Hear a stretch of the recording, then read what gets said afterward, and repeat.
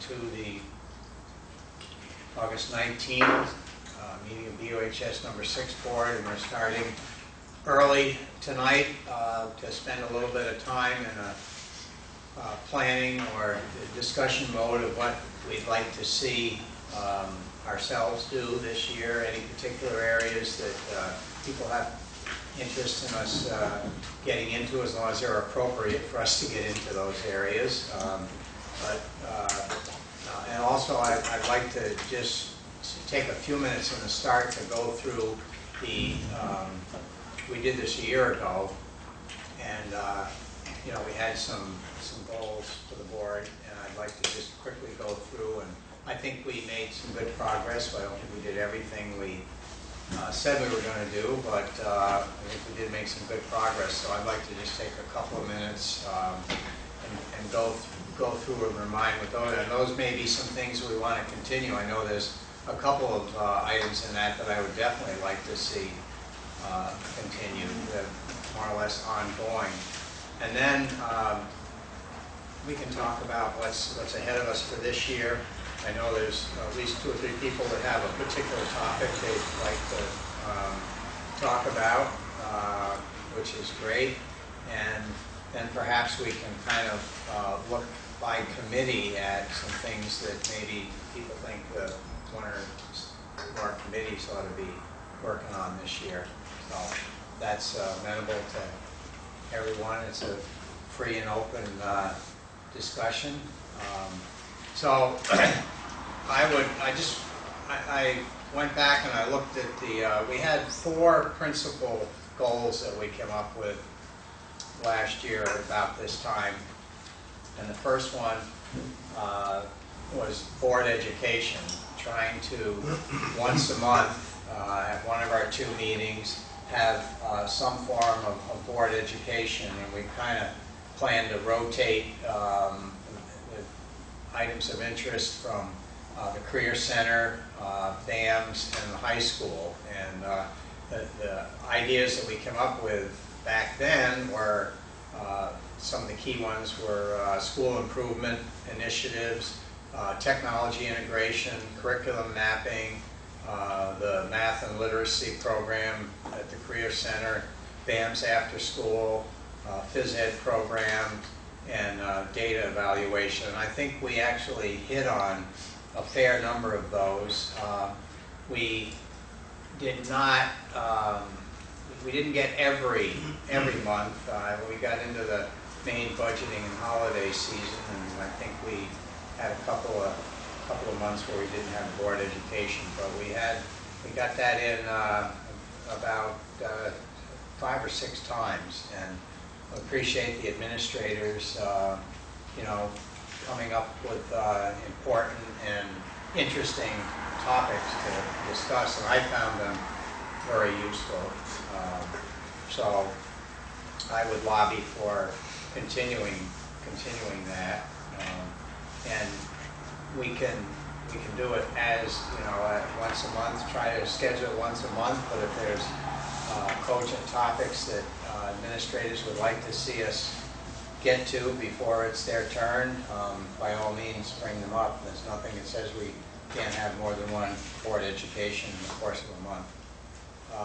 The second one was board members attending 1 meeting of committees that they are not on, and I think we had some of that. I know I personally was able to get to every committee meeting, at least for part of the meeting, if not the whole meeting, and I find that helpful and useful, and I think it's worthwhile. The issue came up of, well, at what point do we have a quorum of the board, and does it need to become a different dynamic? And we did some research on that, and it's clear that if the other board members are there as visitors and not serving as voting members of the committee, then it's not a quorum issue. In other words, if 6 of us show up at finance meeting, technically it's a quorum of the entire board. But if it's the finance committee, you know, doing work and doing any voting, and the others are there as visitors, that's okay. So that was the second one. the third one, and I have to say I'm not sure if this happened much, but members of the various committees attend department and faculty meetings as appropriate, and I think the key word there is as appropriate. I don't think we said, well, let's everybody go to one meeting or whatever, and I'm not sure if anybody did attend any faculty meetings, but that wasn't a bad item to have in there if appropriate, if it's helpful to the administration or to the particular board committee. And the fourth one, and I think where we haven't been huge in this area, but board members participate in VSBA training programs. We have had, I know Ruth has been involved in some things. I've been to one or two. They are helpful. I don't know that going to everything that's out there is necessary, but I've been to 2 or 3 different ones and over the years. And if you can get to one of those that's of interest to you, they are useful. And I find just even the regional meetings, you get to sit down with all the folks from your general area, and it's very interesting from that perspective, more so than necessarily the topics that are presented, but just the opportunity to sit down and if nothing else, hear how other school board members are viewing the landscape. And I particularly enjoy when I sit down with people from the small schools and what they're looking at and facing. It's pretty interesting. So those were the four items. Is there any thoughts from anybody as to if we at least got into that pretty well, or should we? Are there any of those that you think are not appropriate for next year, or you want to add something to one of them? Yes, Ruth. Just a reminder that the regional VSBA meeting is coming up. I don't have the date right in front of me, but Robert is very organized. Well, I wrote it down and realized that is I'll be out of the country. Oh. So I think it's September. Maybe I didn't write it down. Does everybody get, is everybody on the email list for the? Get the emails from Carrie Lane. Yeah. Yeah. Yeah. The regional meetings are usually in September. And usually at Leland and Gray. Yeah. Since they've divided it up. When I first started going, it was Windham and Windsor counties, and they were usually in Chester. But now that that's right. we've split Windham County I off. have it down as September 3rd. Yeah. Oh, okay. That sounds right. Wow. That's the day after Labor Day. Day after Labor Day. Yeah. Right. My first day of classes. What time That's is 6 o'clock, 6 to 7 is what I had written down. Is that right? Oh no, I just punched it in somewhere. I don't know if that's the really 6 to 7. That'd be too short. Well, it would be in the early evening, I would imagine. Yeah. 6. Yeah, 5:30, 6 o'clock. Okay. Just 6. Yes, and so before we get finished tonight too, we have to decide what our September meeting schedule is going to be. There's some conflicts there with availability, but we'll talk about that later. Any other thoughts? Were others able to get to other committee meetings, or did you enjoy the education sessions, whatever, some input? Well, Melanie, she had her hand up. I'll get to you. I would just like to say that I would have liked to have participated more in committee meetings, but they're all at times that are not, the daytime things are just impossible for me. The ones that are before work, and so it's more, I would like to be more participant, but unfortunately scheduling has prevented a lot. Like, for instance, what about the ones that are right before our regular meeting? I usually get out of work at 5:30, 5:45. And so I can run over, and I think I have intentions of running over. Yeah. At the time I'm like leaving the office, I'm getting too late. Well, So it's more yeah, about scheduling. I don't know if that's like it's a challenge because, you know, one person's schedule I know. makes it much easier for morning. You know, some people have a hard time at noon hour doing it, including myself frequently. And not to ask for changes, just to Yeah. make note that that's kind of Right. where I am. Yeah, and we have, I know with finance, we massage the timing around a little bit here and there, trying to accommodate, take kids to school and all that kind of stuff. And it's a challenge. You move it one way, it impacts one person, move it the other way, and the other person has a problem. And so I'll certainly keep that under advisement. Russ? Yeah, no, I was going to say on number 1 and 3, which are sort of flip sides of the same thing, of people coming to the board to present and then us going to department meetings, is that, you know, I don't know if it's just me, but, you know, if one possibility to make sure that we do it is just come up with a schedule, I mean, as arbitrary as it may be, and so that, you know, once it's in the calendar, then you go, oh, geez, we got to do that. And then, you know, maybe you bump it back and forth or you switch around.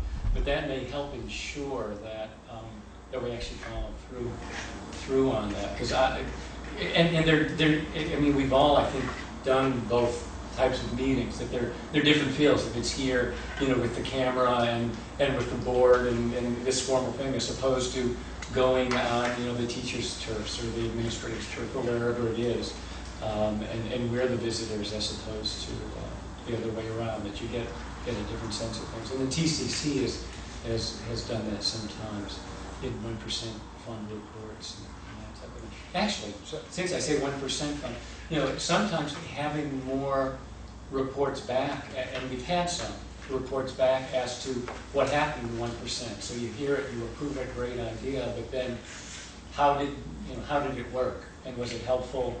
Was it not helpful? Enough time? Not enough time? And just, you know, just see what's being done. It's just sort of dabbling to get a better feel for what's happening in the classrooms. So would you suggest then that the committees kind of keep tabs on the things that they somehow on the things that they've approved to follow up at a future committee meeting? I mean, we could with the TCC does the 9%, and yeah, I mean, maybe it's at that level where we sort of, you know, rotate.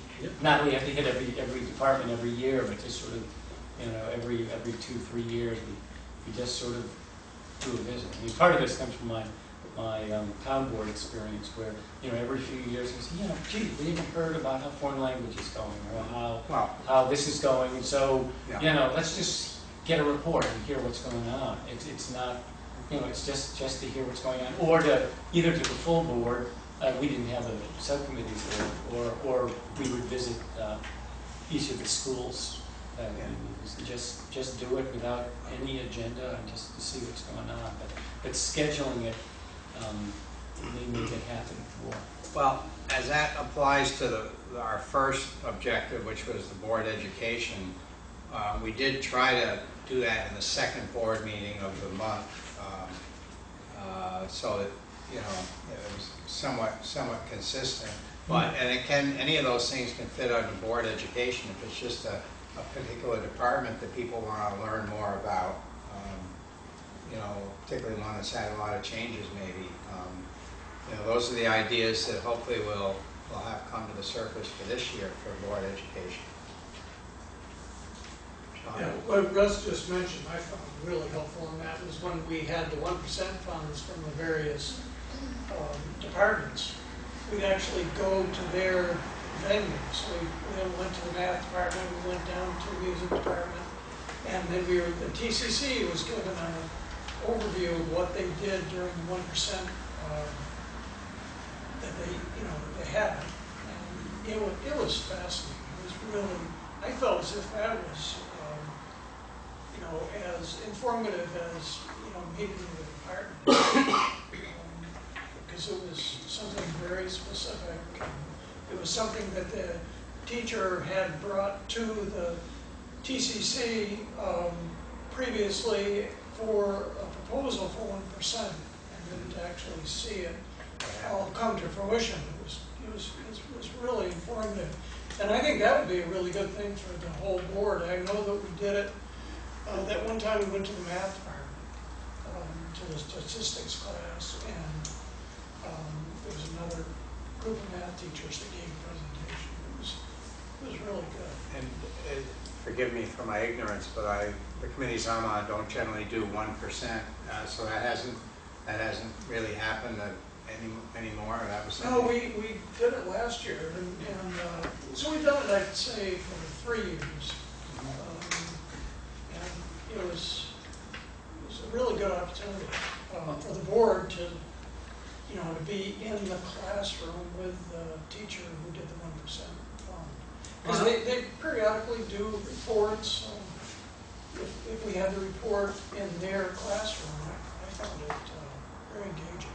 I'll commit to working with Andy more on putting a schedule together of that and then getting it out to the entire board so that when we're going to go to see it, TCC would be obligated to do it, but if anybody else wanted to tag along, that you'd know when it was that we're going to meet and we go to this classroom, we're going to go to this room, and we're going to see what they did. Yeah, exactly.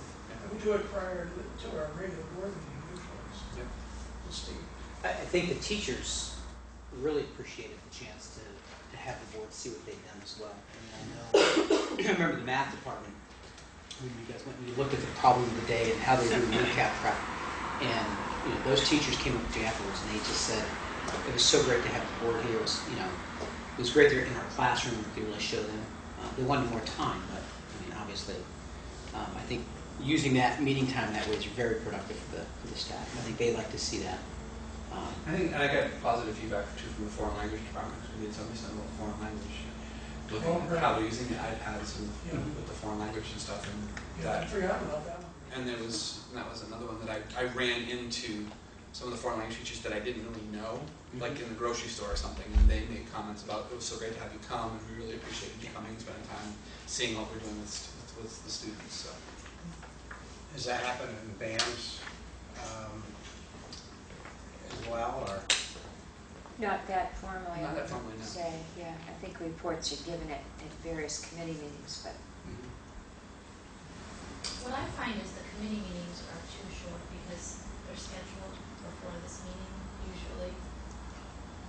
Well, maybe not usually, but at least a couple of the committees are Right. scheduled before this meeting. And sometimes there's even more than one. So one committee has a half an hour and then the other committee has a half an hour. And then this meeting, the full board meeting takes place. So it just seems like maybe, I definitely understand the scheduling issues. I think that the committees need to be given more time to meet. I feel like for the administration especially, that it's really shortchanging them because I know that there's been oftentimes that they've had more that they wanted to tell us, but, Well, I know, and I also am sitting here and looking at the clock and saying, come on, we got to get going. I understand that really cuts it short sometimes. I'm not sure if they can find a different meeting time or start earlier, perhaps. Maybe if we're going to be visiting the 1% type of thing, that it's at a different time, so that we're not cut too short. Or reschedule. Sometimes if there are two in a row, that the other one switches to it, or one of them switches to a day when there's not a meeting before. Yeah. We don't track 1%. I don't know if we should. See if the projects are successful. See if they've been repeated. I'm sure the administrators probably did. They wouldn't have the same teacher apply for the same 1% or someone in the same department. But we don't do any tracking of the 1% whatsoever. I know at the local level in Putney, we had several discussions about 1% funding and where decisions were made to put particular activities into the budget because the 1% funding had been repeated so much every year that it was the same folks supplying. Yeah. So I don't know, and that was kind of an anecdotal sort of process. There was no tracking formally Yeah. at all, but it was, you know, kind of, didn't we do this last year? And then we go back and look, and we did it the year before that too, kind of thing. So I don't know if there's anything other than anecdotal.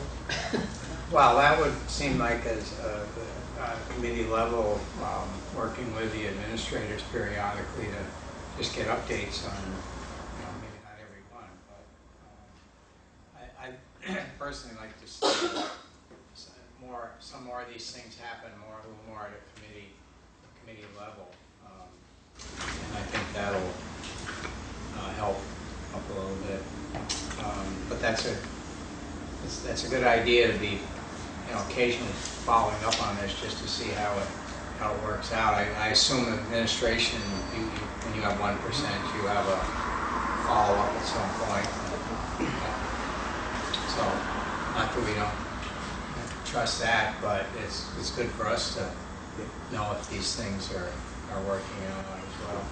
Last 1%, I mean, there's sort of a wrap-up of these didn't do it, and we fold it, and so this money's available because we allocated some fairly recently. And so we do get, Andy does give some feedback on that, but I'm not sure if we have ever a formal, here's the spreadsheet for this year, and then here are the, results.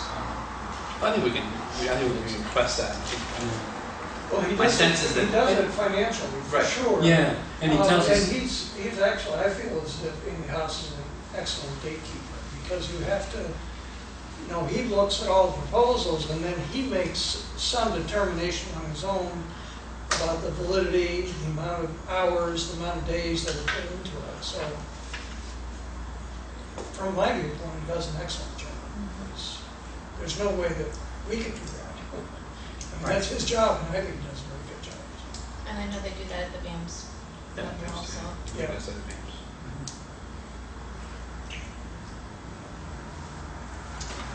Okay. Well, we can try to work on that a little bit to make it a little more useful for everybody. As far as the time allotment for committee meetings, I'm not sure what the answer to that is, because it's really difficult when you've got people with totally different types of schedules trying to fit it all together for it. Like Russ, I was also on the Brattleboro Town School Board, and we didn't have any committees. And I just wonder, has this body ever considered absorbing the committees and doing everything as a board? I know that at one time this board was much larger. Much larger. But what are we, 9? I mean, I'm just putting it out there, and I hear some feedback that may not be so supportive of this notion, but I think somebody at the end of the table has One of the new members of the board? Yeah. I had experience with being on a high school board that had no committees. We met from 6:30 or 7 o'clock in the evening until sometimes midnight and sometimes after. If you want to do that, let me know and I'll resign. That's part of the well, that board might have been a micromanaging board, and we're clearly not. well, no, but if you, I think about it from the finance committee perspective. There's, we usually have a pretty good, twice a month, and we usually have at least an hour to an hour's half of work. And, Exactly. That would Plus be you have to go through the warrants too, and I mean, that usually takes at least 45 minutes yeah. to read all the warrants prior to the meeting, so that's a pretty good time commitment right there, I feel like, And the other thing too is having the TCC and the BAM's committee meetings just prior to this meeting is very convenient for me, because I live quite a ways out, and coming twice, or coming to different meetings is not that convenient. No, we have that factor too, that distances traveled and so forth. Yeah. So weekends are out. that, like, is that all? Well, I have Sunday mornings free, but I haven't really, that's my time off, so I haven't really seen a lot of great interest in Sunday morning meetings. But Has anyone ever considered, okay, I guess the subcommittees won't be dissolved. The supervisory union rotates the meetings, and the town school board rotates the meetings at different locations, so that it's not as much a burden on people each meeting. So would we be able to have this meeting once a month here, and then, or twice in 1 month here, and then twice in 1 month Guilford, Vernon, Putney, Dummerston? So that would be 4 times a month we would meet? No. Twice weekly. Have one location per month. Seems like you're putting a lot of people out though you're putting a majority of people out for like Vernon and Putney. Except Vernon and Putney never get to go because. Oh, you mean like like some of the other meetings move around from school to The school? supervisory union rotates, they have it at all the different One schools. difference is that BUHS, I mean, we rotate from here to, I mean, we're actually meeting in the Career Center, and I'd really like, they have some meetings in the high school, Steve. I mean, so there's the rotation here, but, or, I mean, if you want to do this, I mean, we can do it, you know, one for each member, so there'd be 9 members, and we each go to their towns. I mean, so that, you know, 1 out of every 9 would be in Guilford or Vernon or That would be Putney or Emerson. And then And then we just have, the other issue is that then we have to coordinate with that school to be able Yeah. to meet there, whereas this is the school that we're responsible for, so we're meeting within the confines of our, whereas WSCSU is, so that's easier to rotate, you know. It's not like the Dummerston school board has ever asked to come down, and not that we'd say no necessarily. We meet with the Career Center, you know. Well, So, the representative from that Which, in my case, it wouldn't help because I work here, so unless we did it on a weekend, I wouldn't be in Putney. I'd be in Pratt. But when we get done, you can go home real close. That's true. There is a luxury in that. Even for mileage. That's what I do. Here. Well, interestingly enough, the Regional Advisory Board for the Career Center has just made the decision to stop moving around to all the schools and have all of them here. We always have attendance challenges. We go up to Wilmington, and it's not like there's generally a tour, unless, you know, if there's a renovation or something, we might have a tour, but otherwise, you go up and go into the library at the Wilmington's TVHS or whatever, and have your meeting there, and people come all the way from, and it does, that particular meeting helps the Wilmington people because they don't have to go anywhere. But we were finding that, and Ruth, correct me if I'm wrong, that the attendance wasn't that great, and setting up, you know, and coordinating setting up the meeting, so we of late have just said we'll just have them here, and everybody seemed to be fine with that. Yes, Ruth? Maybe we could put out a query to the chairs of the various town school boards and see how they felt about it. Whether they would like us to come down. Would you like to host us for a meeting? And maybe not a set schedule, but, you know, an occasional. Would you be interested in hosting the BUHS board for an occasional meeting? I kind of agree with Ricky. I mean, this is the school, BUHS District 6, is the school where the board members help. It seems totally appropriate to have them here. And unlike the supervisory union board, this would be many more meetings. I mean, the supervisory union only meets 3 times a year or something like that. It's not very often. And so we're talking about quite a few more meetings than that. I think Amber has a question.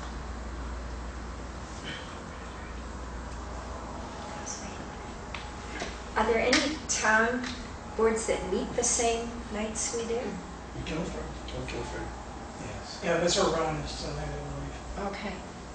So that would pose a conflict It would. Do there. they do the first and third, are they always in conflict? I think they are, aren't They, pretty much, yeah. Yeah, and Ron alternates, I think he does theirs once a month and he does ours once a month, Yeah.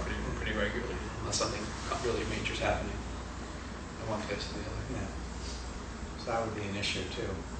Well, it's something to leave in the hopper for the future perhaps. Somebody else have a comment they want to make on that topic? I was making notes and maybe didn't see somebody's hand.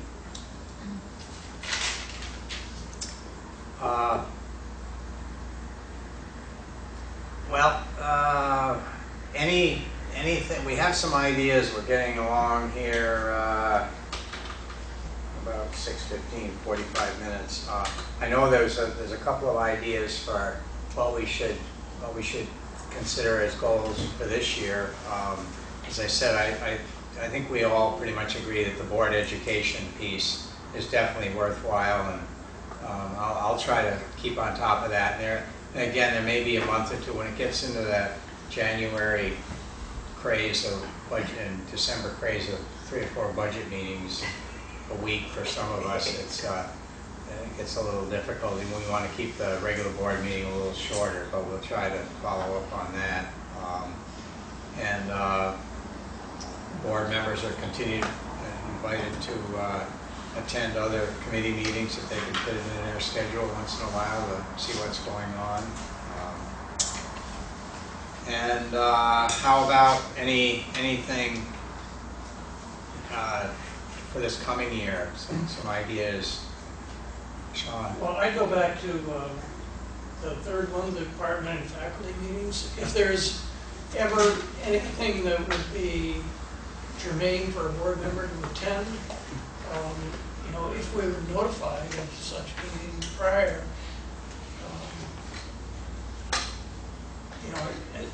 it would be good, I think. It sort of wraps, I mean, that is connected in some ways to the TCC. But there's not usually a reason to actually go to a faculty. I think I've only been to one faculty meeting. It was fascinating. It was really fun, but it's not something that comes up all the time. When are the regular do they have a regularly scheduled faculty meeting? I think it's different for all of us. We have faculty meetings on the first Tuesday of the month. If we need to have one another time, we'll have it. We reserve the third Tuesday as well, but if we don't need that meeting, it goes back to being a department data study meeting. So, I'm sorry, if you don't need that. if we don't use it goes back to being a department data meeting. Department. Yeah. And so where's the location and They're what time? usually in our multi-purpose room, unless there's a conflict, and then sometimes the auditorium, but Is it during lunch or after school? no, it's at 3:30. BAMS meets the second and fourth Tuesdays of the month at 7:30, Second and fourth Tuesdays? second and fourth Tuesdays. And WRCC also meets the first Tuesday of the month at 7:30 in this room. AM. And Enjoy yourself. Okay. If I can just sort of follow on Sean's having gone to one meeting, I've been at the town level, 4, 5, 6, 7 meetings, because we do it every year and send a little delegation to each of the meetings. And we never give any input, and they're just very different. I mean, it's just sort of a touch it in, you get a feel for what's going on. Is there some rebuilding, some new programs going on? Are they, doing special things? Is it just everything is going just, fine, and it's just a straightforward business meeting? It's whatever happens to be happening at the time. I mean, they're not surprise visits. It's, is this a good time? If something comes up and we reschedule. But one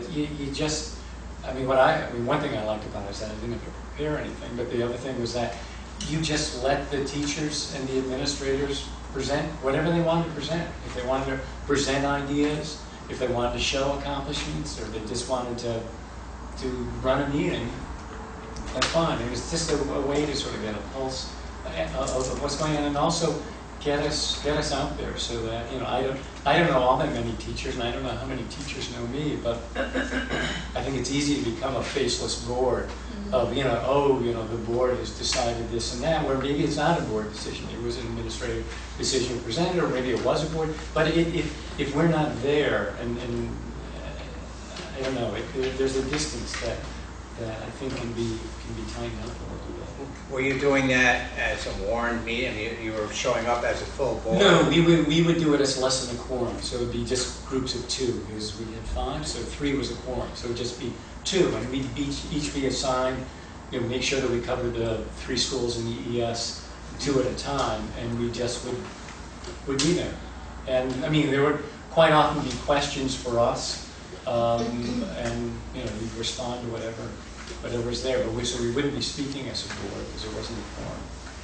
And also, I think it was probably less imposing because we were more outnumbered than we would be if we went on mass. So those meetings we would have been outnumbered anyway.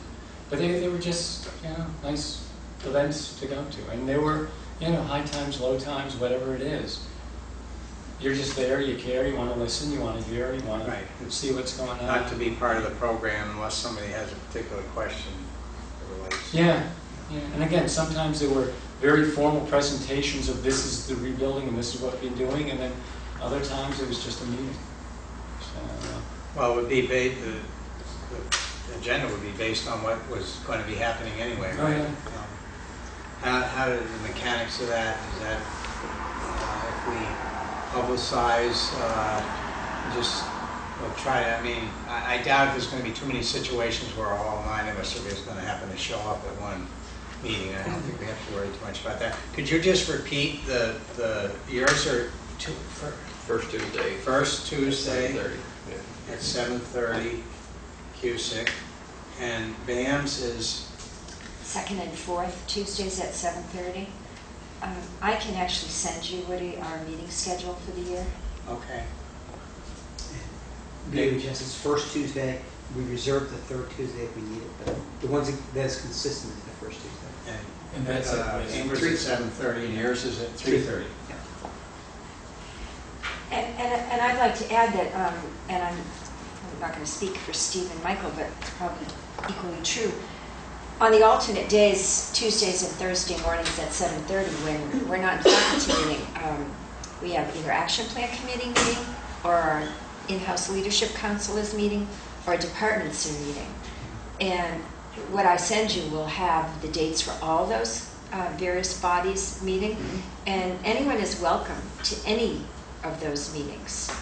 They're set for the year, and so you would know, at BAM's who's meeting when. That'd be great. I mean, I have to say, I've never been to a faculty meeting, and I think it would be interesting just to see what kind of things are discussed. And good. Can we just show up, or do we need to give you advance It doesn't notice? really matter. Doesn't matter. Yeah, I mean, As long as I mean, it's gonna be whatever it is. Right. Show up, we're Okay. good. And the understanding is that nobody's going to show up with an agenda item that they want to Right. throw in at the last minute and talk about. I'd suggest that we give advance notice, because I don't know what it would be like for just a board member suddenly to appear, and so I think that my preference would be that we give some advance notice. Well, Just- yeah, and it's pretty easy if you see it on the schedule and say, gee, I think I'd like to go next Tuesday. Oh, yeah. You just shoot an email to one of the Yep. 3. Yeah. I'd also offer that we have our department head meetings last year they were Thursdays at 10:45. I'm assuming we're going to choose the same time, and that's administrators and department heads, and that's usually a very interesting. Tuesday and Every Thursday. at Thursday. 10:45, yeah. So that's all the departments and all the department heads? Department heads and administrators. Yeah. So. And that would be, assuming we don't show up en masse, that would be okay for Sure. somebody? Yeah. And how long does that usually last? Well, it's limited. It has to end at the end of block 2, so it ends by noon. And if I go over 11:30 or 11:45, people get grouchy. As they should, I mean, they have to get ready to teach, so. Right. Where does that mean? We don't know yet this year. Yeah, I mean, we haven't chosen the room yet. A secret clubhouse. Yeah, it moves around. Just come up, knock on my door, say cat press crows. box. Just say the cat crows at midnight, Midnight. and I'll tell you what There it you go. is. Okay, that's a great idea. Anything else? I mean, I know there's some other things, I have at least one or two, but I'd like to hear any other ideas. I think that these goals are all tied together. Well, yeah. I think that they're not really four discrete goals, they're really broadly board education. We go to the committee meetings or Right. the faculty meetings Right, or they the all- BSBA they all tie into meetings that, or other yeah. committee meetings. So that's our big goal is board education. Overarching goal. And it's our responsibility. Well, I think Russ's point about just board members making themselves aware of what happens in the school, obviously that happens when you have students here. It's been many years since my last child graduated from here, so you sort of lose that, and now a lot of teachers that my children had here have actually retired. So that connection is, it goes away, and it would be a way to reignite that a little bit, which would be good. I assume tonight, when we get into our regular agenda, you're going to invite us for opening day. I am. And I was just, that thought came up in relation to that, because that's a fun way to, just be there on the first morning and greet the kids coming in. Yeah, I was there last year, it was fun. The freshmen were really, let's see, so much confidence, so much. Yeah, you really get to see all the slice of Yeah, the it was teenage It was fun. spectrum. Yeah. That's known as Embarrass Your Child Day. Well, I know, that's what I always use it for. I take every opportunity to, and this is my last one this year.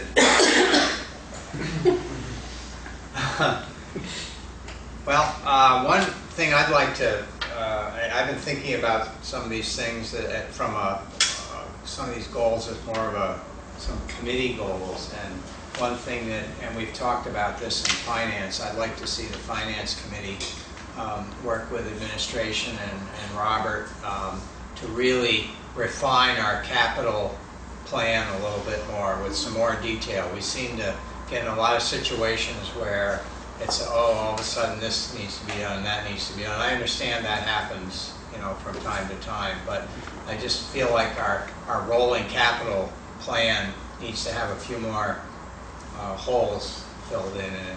And I think that would be something that the finance committee would, and with Jim, of course, and Robert and administrators, we could maybe fill that in a little bit more so we can look out, and that would be very helpful with the budget process as well. So that's a goal that I thought of on a committee level. Anybody have any, particularly on finance? Everybody good with that? We have all the time to process it. I think that's a good idea. It's a good idea, yeah. Woody, do you ever have meetings with the town and town school boards, just in terms of, when capital, it's timing of the capital, thing, so that we don't build a fire police station and a new high school in the same year, sort of thing? We have, at least, this is Jim Kane's favorite days, but we have, at least twice a year, we get together with the town finance committee, not the town school finance committee, which that probably isn't a bad idea either occasionally. And generally it's been a little bit of a, asking us how this works and how that works and why this costs so much and so forth. There's a little bit of back and forth, but probably not a whole lot of looking down the road a little bit and saying, here's what we've got planned for 8 or 10 years, and that ties into having a capital plan that, this facility has been what, 10 years now since the first part of it went almost? '03, groundbreaking, May of '03. Yeah.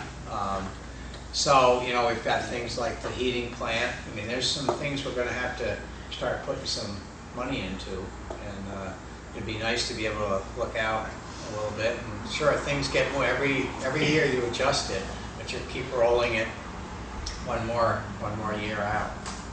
And it would be good to coordinate that just for everybody's information as to what the town school. We don't really meet with the town school. I mean, as a board chair, Margaret and I usually go together when we meet with the town finance committee, but other than that, we don't really meet together. Yeah, it used to be the town board, the BUHS board chair, and then the town manager. Well, Just sort of This is and of then late, there's it's been the the town other finance towns. committee, which is elected by Right. the by town meeting to advise. Sean? I would have to say it's unfortunate that there isn't a District 6 Finance Committee that includes members of every town within the district. Because from an outlying town, what Brattleboro Town Finance Committee wants, I'm sure is, you know, very germane and wonderful, but it really doesn't include Dummerston, Putney, Guilford, and Vernon directly. So if there were a unit that it was more geared around a District 6 grouping as opposed to a Brattleboro grouping in terms of a finance committee, I think it would be it'd have more teeth, and it would be, you know, it'd be better for regional planning, really, because the outlying towns, you know, we're not a part of that. Brattleboro Finance Committee doesn't really mean that much to us. I know I'm not on the finance committee, but just as you were saying, this a thought came, would it be appropriate or helpful maybe to contact, whether it's the town treasurer or the finance committee from the 4 outlying towns that's not Brattleboro, and invite them specifically to come to a finance committee meeting to sit down and say, you know, this is what we're looking at, what are you looking at, and just have, just open the dialogue up and have us be the ones having that. Because I remember when the town finance committee started coming to our meetings and started coming to the budget planning processes, stuff like that, it was, I think in some ways, at least the people that were on at the time were very much acting like they were, you know, storming the Bastille or something, you know, and it was like they were making a big deal about it. But we could take the step forward, the more proactive step, and say, hey, you know, if you have a finance committee or however your town works, you want to come to this meeting and have a specific meeting just to have a conversation to open pathways and open communication. And, you know, it might be something that just only happens to happen once a year, but then at least you have names and faces, and then if somebody has a real issue, they can make a phone call and they feel a little bit more comfortable with that. So it'd be more regional, Right. inclusive Yeah. finance committee. I mean, whether that would actually come to fruition or not is probably anybody's guess, but it'd be more inclusive. And I think, you know, being the Guilford rep, I always feel like, you know, I've got to say that's what I am, that's what I do. Right. I represent the Right. townspeople of Guilford. Right, and I think that the town finance committee, something, you know, they're focused on Brattleboro, and I mean, I always stop to think that, yeah, well, we got Guilford and Putney and Dummerston and Vernon is all part of this as well. And we do remind people of that Yeah. we're dealing with 5 towns. But Brattleboro is the biggest share in terms of the dollars and impact on Brattleboro. There's just more taxpayers, you know. Right. Not that they're any more important, but there's more of them. Right. But that's, mull that one around a little bit.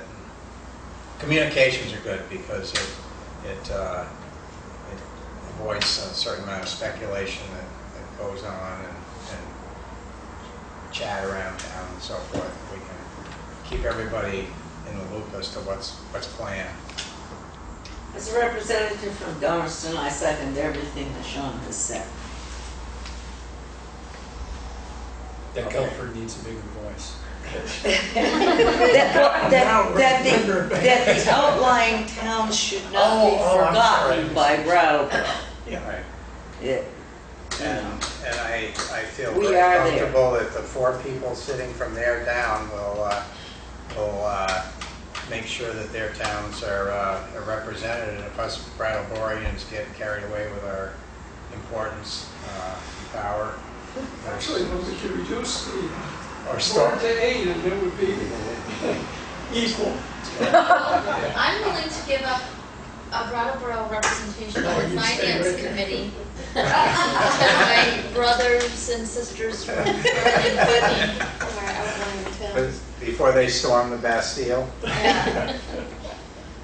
Oh, there are a couple of us that do a pretty good job of storming, don't we? Yes. Along the lines of the capital plan, Sean, you would, I think at the last finance meeting, expressed a thought of some non-finance things that maybe ought to be kind of put on a agenda, things that need to happen. Your evergreen comment. Oh, yeah. Yeah. Do you remember that? A little bit. I think it had to do with expenditures that would be, they're gonna happen, so we're just. Yeah, that aren't necessarily capital, but It sort of referred to what you just mentioned, Yeah. capital plan that was longer reaching, yeah, More comprehensive more too. comprehensive. right. Comprehensive in Well, covering the- more or well- 25 years out? Both. During the budget process last year, I think there was a specific number that was given to the next 5 years Right. for the capital plan. But that was a really good thing to have, but I think that what you were expressing is to have it a little bit more developed. Well, yeah, not take it out to 30 years, but the ones that I've worked with in the past, typically somewhere in the 5 to 8 year range, you have a somewhat of an idea. Obviously, the further it goes, the less you know for sure. But I think that we haven't always had everything on there. We haven't thought of, this vehicle and this bus, and those are things that are hard to predict for sure. But I just think we could put a little more meat on it. Things have life expectancies. I mean, you could average them out. Right. I mean, and that's how generally you do. I mean, if we bought that new tractor, 2 years ago, we should be able to kind of project out, X number of years from now, we're going to need it. And the big thing that I always think about is that it's going to come to us before too much longer, is I'm sure some work of some sort on the heating plant, because that's such a mechanical piece of equipment, and it's been operating since 2004, I think. Yeah. You forget, time goes fast, and we think of it as still as a new facility, but The other system that's reaching in its life is our phone system, because that was put in 2003 or 4, and it's no longer supported by the company. So when it goes down, we're buying parts on eBay to keep it running, and eBay's getting a little skimpy on parts. So that's something we have to think about, not this year, but next year. and that's the first I've heard that. Right, you know. right. So That's not on the list. No. there, to my point, Which there's system? things that we Telephone. system. get our heads together and meet with the finance committee and with the administrators and say, hey, what's So that means if we switch phone systems, we can start selling them. There it is. Well, the phone system's integrated with the intercom system, it's integrated with the internet. So, I mean, it's a large, non-moving part of the raw software that we have to start thinking about. Notification. How about either TCC or BAMS or what did I miss? Policy. Ian's not here, but are there any things that anybody's thought of those committees as something to work on for this year?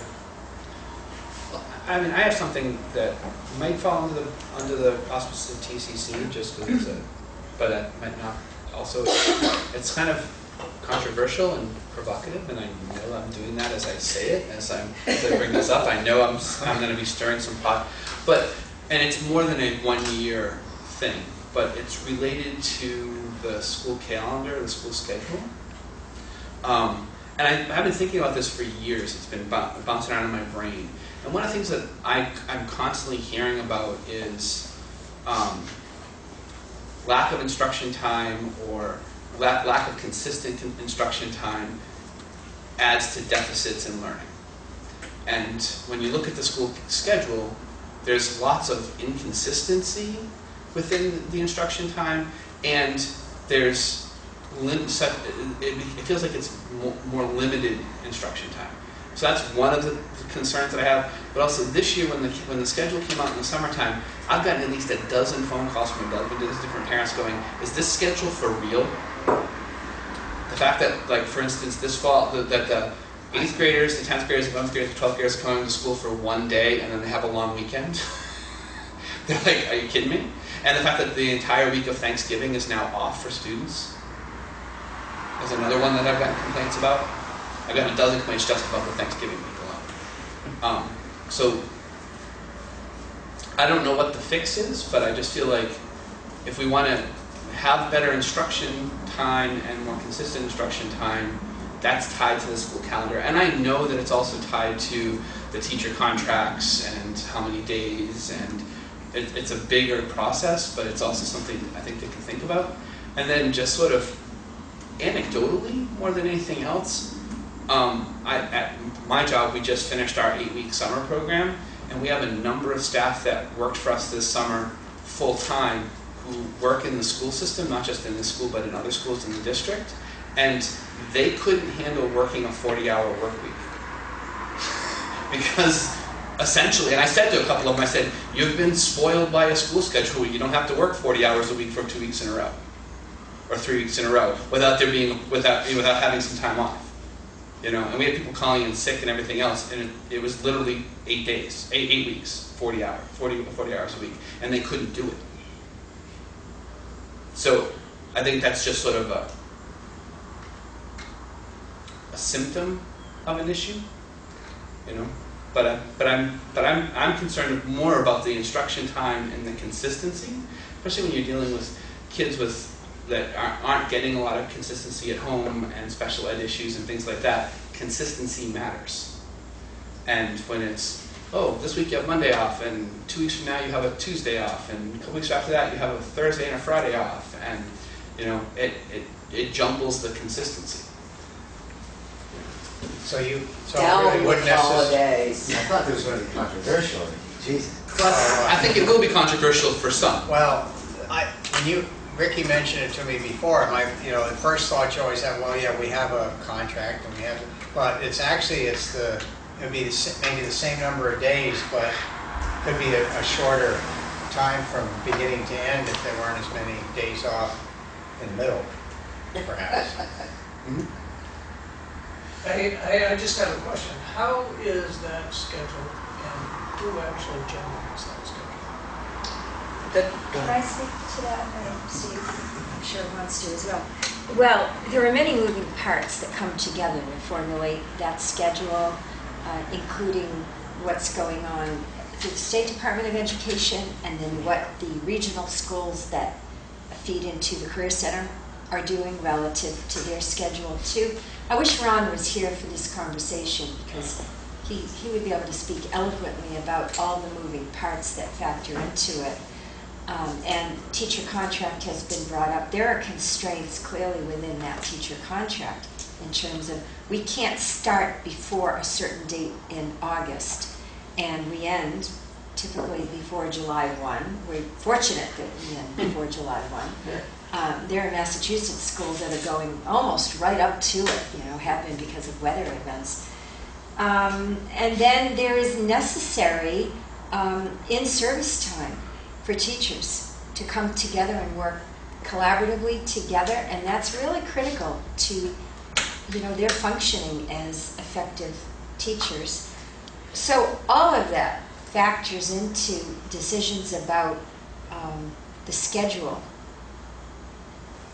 Can I ask you a question? Are in-service days, are they mandated by the state or? They're mandated through our master agreement. Our teachers work, I think it's 9 in-service days altogether. That is part of their contract. And those are sprinkled through the course of the year. For example, Well, excuse me. I thought they were every 3 weeks. They used to be every 3 weeks.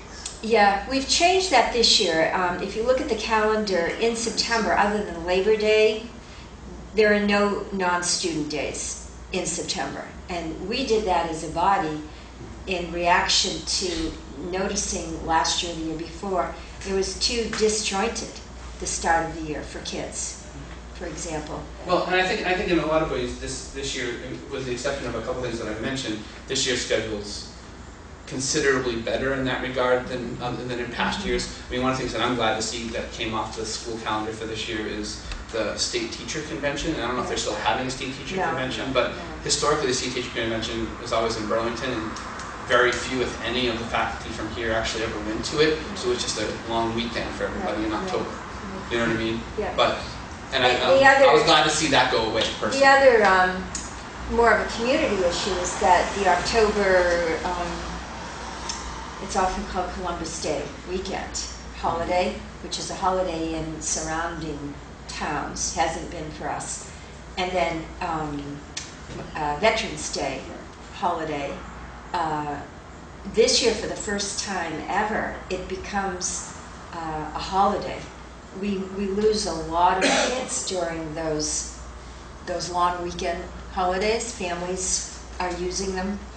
I mean, I'm not saying they shouldn't be, but we lose kids. And so rather than turn one of those into an instructional day where we have far fewer kids, we've turned something else into an instructional day where we're likely to have much greater enrollment. And that has become a holiday. The November day is a work day for teachers. It is not for students because, again, families tend to use a long weekend. But we're all using it for various functions, either parent conferences or in-service. Right. Is that Friday you were speaking of? It's the Monday of that long weekend. Yeah. So, staff is still employed working those days, but kids are off. So there are a lot of things to balance in putting that schedule together. 176 student days, which is law, Mike. Our calendar, however, subsumes 179. Do we have 3 built? It's 179. 179 student days because of the potential for snow days. But 176 is the state law. Other states, it's 180. Yeah, and that makes a difference, right? So, I was listening to Ricky talk, and I was going back to a district administrators meeting that we had. I want to say it was in March, and a number of the administrators were raising that same issue about consistency and having things be disjointed. So when this year's schedule is put together, and as Ingrid said, it's put together by a consortium of superintendents who get together and they try to, within the Career Center area and within adjoining areas, they try to match it up. One of the things that came up was just what you talked about, not having, not getting any traction during the year was the theme that came up. And that was the reason for moving those days to November, because it was felt that we could have that week be in-service time for teachers, but a longer break for students. It would actually benefit them because in the weeks previously, they would only had the 2 days off, the one for what could be called Columbus Day if you celebrated it, and Veterans Day. And then in the winter, the same kind of idea was used, where this group of administrators had met with Ron, and then he went and met with the other superintendents. They really were looking for ways to create longer, uninterrupted chunks of instructional time, and that's I think what they did. I think they made some movement. I know my nephews live in Chittenden County, and for the last 2 years, they've had that November, that week off for Thanksgiving, and they love it. It's a change, but if you're a family and you want to spend some time together, that's a nice uninterrupted chunk of time. So, I mean, there's people that like it, people that don't, but So that was, it's funny, it's the same logic that was employed in making the schedule, to create uninterrupted instruction. And like I said, I mean, there's definitely been a change if you look at this year's versus past years, and you can see that. But at the same time, I'm concerned about of us not having interaction. Yeah. But also, I'm taking a lot of phone calls, and people stopping me on the street and wondering what's the process and why is it like this, and you know. It might boil down to contractual things too. I mean, Yeah. Well, and that's what I've said to people. I said part of it, I'm sure, is contractual, part of it's other things. Every time I've been on a negotiating team for a teacher's contract, it seems like their union always wanted to like get a day less or more in service or get paid for after school things. So, you know, you'd have to maybe deal with it on a contractual level, which good luck. The contract does say we can't start before August 25th. That's the earliest day we can start. Talk about little Ingrid and Steve, and I agree, if Ron were here, you could talk about it, but there are all sorts of things. Just another example of, another thing is, regularity. And remember one year it was, we had a whole bunch of Fridays off, and it was regular Friday. Well, Fridays was, the day when, music, art, something happened, and so, or if they're purple and white days, of course those sort of switch around, but if you pick it too regular, then you hit a particular piece of the curriculum disproportionately. So, there are all sorts of things that go into it, and I think it's good to have these discussions. I mean, not that the board, because it is an area wide beyond just the district trying to coordinate. So I'm not sure that we should have, we should insist on veto power and we make up the policy, because we just don't have the expertise and to know what all those pieces are. But to get some explanations, I think is really good, so that when you get the calls, you can say, at this point it's like, I don't know, I just read it on the internet just like you, I have no idea why. If we can find out why, then we can say, there's a reason to it. It is a bad impact for you for this, but if we didn't do it that way, then there'd be a bad impact someplace else. We've got to balance. But you can answer more than just going, "Cat me." It's hard. Because there are strengths to consistency. Sorry. I think it's a really good thing to bring up. Thank you for it, Ricky, because I think just the explanation brings validity to why it does happen. And there are certainly reasons that it is on a track that it has to be. I think it'd be really good if there were some way for the public, I mean, it's too bad for you to have to take phone calls. If there was some way for the public to have, a voice, and so they could understand, well, this is the way it has to be, this is the way it is, but here's the explanation for it. Because it's mostly the understanding. Once you understand, then it takes away some of the feeling of the inconsistency for things. Well, first of all, I don't mind taking the calls. That's what we're elected to deal with. So I don't have a problem with that. That's not a problem for me. It's just I want to have a better answer. But also, like I said, I've been thinking of this for a few years, that I'm concerned about the instructional time for our students. When you hear about the losing time, and we've done a lot of changes in the high school level, especially with the schedule with doing the year-long math courses and the year-long English courses, so kids aren't going half a year or a year without English or without math, especially those kids that need it the most, things like that. So I think we've done some creative things to make it better for their instruction, but at the same time too, I always think more is better when it comes to instruction. Well, I thank you as well for bringing it up, because I think the conversation has been very rich and very instructive all around. And as Steve said, I think we share the same goals, as administrators in this SU as the school board does. And we are looking and constantly looking for ways to construct that schedule with all of its constraints to better address instructional needs. So this year is an example of looking for a different way, and I know we will evaluate it. this year as a body and look at the changes and did it do what we needed it to do. But at the same time, Ricky, looking for additional instructional time is why many of us offer after-school instructional time. BAMS is the extension program. They call it something different, that other end of the building. And then we offer the summer learning program. We had 7 weeks of summer learning at BAMS. More than 70 kids. Here I am giving you my little talk for later, but that's 70 kids who got 7 additional weeks of instruction because we know they need it. And this board is responsible for allowing that to happen because you funded a big piece of it. So we are always looking for ways to augment instruction. That's great, and I think it is something to keep on the radar. And it's not just here; it's national and worldwide. We think about the amount of time that we have the kids and the teachers together.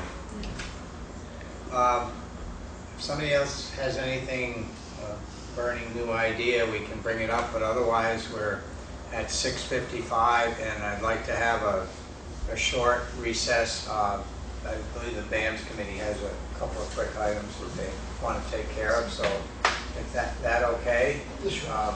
It'll take 10 minutes to do it, That's Okay. fun. and we'll reconvene at 7:05. Okay. Reconvene at 7:10. The regular meeting, the UHS District 6 Board. And, we will start with the clerk's report. And we have tonight minutes of meeting. Our last meeting was July 15th. And those minutes have been circulated, I believe. Is there a motion? I move approval of the minutes of July 15, 2013 meeting. Second. Okay. Are there any additions, deletions, or corrections to those minutes? If not, all in favor? Aye. Opposed or abstentions? Abstain. Melanie and Laurie abstained. Okay. Communications. I guess I have one thing that probably comes under that. We have been contacted by the folks involved with the Famolari property. As most of you probably know, Joe passed away not too long ago, and there are going to be some definite changes of ownership over there, and the school has, through Joe's generosity, been able to use both some field space for soccer primarily, I believe, and the wonderful opportunity to have some cross-country training area there. So the property is being handled by Landvest, and I met with them last week just for a little bit, just to find out, what they were thinking and planning. And there's some various ideas, and they go in a bunch of different directions. My purpose there was to just, express our interest that we really appreciate the opportunity to use the land, and we sure would like to see it be available as a recreational resource. We have another meeting, I think it's the 28th, and I believe there'll be representatives from the land trust there. There's some ideas being bubbled around about being able to utilize the land in different manners, and which part of which would include using it as a recreational area, at least that part of the land. So I guess what I'm saying is we're trying to keep our oar in the water, and hopefully it'll turn out in such a way that we have access. It definitely is going to put a strain on our athletic system, not having those fields available, and it's been great also having the cross country. So we'll keep everybody posted as to where that goes. So this fall, we won't be able to use it, or As far as I know, we're, for now, Yeah, yeah. for now. Yeah, it takes, this is a pretty big piece of property and real estate. It takes a while to, and they're just at the point now of putting together their whole packet and getting the word out, I Yeah, guess. cross-country skiing. Did you? Right, that's, How many acres? there's a couple of parcels. One is 140, and then another is a smaller There's a one. small one across the street that actually abuts Fort Dunn Park. There's a big, actually across the street is a pretty It's big a bigger piece, one, right? Yeah. There's one And about that's not 91. one that we've been utilizing or anything, it's mostly wooded, but it might fit into some sort of a conservation. I mean, it's too early to really speculate, but there's some people involved. The BDCC is keeping an interest. I'm sure the Wyndham Regional Commission, just to kind of keep an idea of what's happening there. Does any of it about 91? Yeah. Yeah, a lot, A right? lot of, yeah. Yeah. So that's a communication, and we'll keep you posted and continue to try to keep our interests expressed. Any other communication? Just, we all got that letter about a student being missing a team for tobacco use. I'm sorry? We all received a letter, I believe, about a student, The soccer player. soccer player. Being caught with tobacco. He's gonna miss 4 games, for. Oh, yes. Yeah, It's just, yeah. and that's, I don't know if that's, I don't know if that's for. Well, I executive guess session or- that's more communication, but it was referred back to administration. Yeah, I don't know why we all got it. It was sent by the parents. Yeah. Yeah. Yeah.